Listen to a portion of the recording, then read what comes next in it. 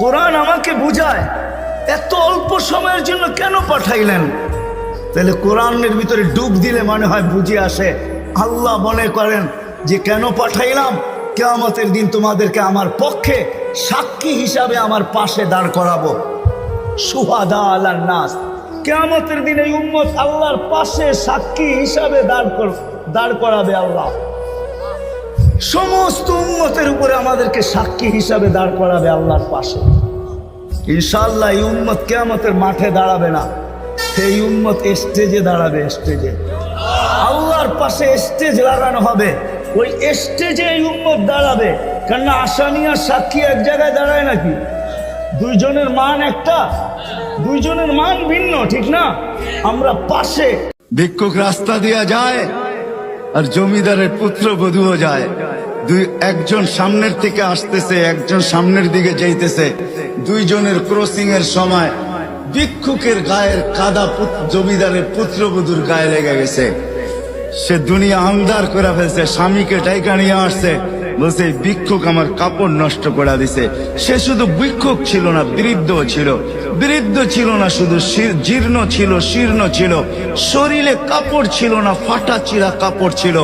পায়ে জুতা ছিল না, পেটে ভাত ছিল না। জমিদারের পুত্র সইতে পারে নাই, যৌবনী শক্তি সয় কি কইরা তার স্ত্রীর গায়ে ভিক্ষুকের কাদা। বস সমগ্র শক্তিকে হাতে একত্র করা বৃদ্ধের গালে বসায়। বৃদ্ধ কিচ্ছু বলে নাই, শুধু উপরের দিকে তাকায় দুই তিনটা শব্দ উচ্চারণ করছেন। শব্দগুলা হলো ইয়া মাল্লা তারা হলো ওয়ুন, ও আল্লাহ চোখে দেখা যায় না। ও তারা কুল্লা শাই, তুই সব দেখিস। ফারা তারা মা বি, তুই কি দেখিস না আমার সাথে কি ঘটতেছে? এটা কি দেখিস না? বলতে দেরি যুবক, মরতে দেরি হয় নাই। জমিদার চলে আসছে, প্রতিশোধ নিবে। বৃদ্ধের একদিকে মুস্কি হাসি, একদিকে বলতেছে প্রেমের খেলা এমনই হয়।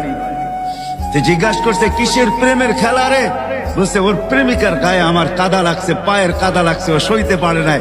যৌবনী শক্তি দিয়ে আমার বৃদ্ধ গালে বসায় দিছে। আমাকেও একজন ভালোবাসে, সেও সইতে পারে না,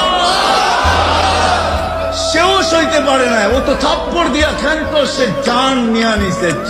যত বড় বক্তাই হোক, কিয়ামতের দিন কারো বক্তা চলবে না, বাক শক্তি হরিত হবে। আল্লাহ বলবে কাউকে বলতে দিব না, বলতে দিব না। তোমরা দুনিয়াতে বলছো, আমি শুনছি, আজকে আমি বলবো। আর যাকে বলার অনুমতি দিব সে বলবে। তারপরে আল্লাহ বলছে হ্যাঁ দুনিয়াতে তো 9-6 চলছে, ঠিক না?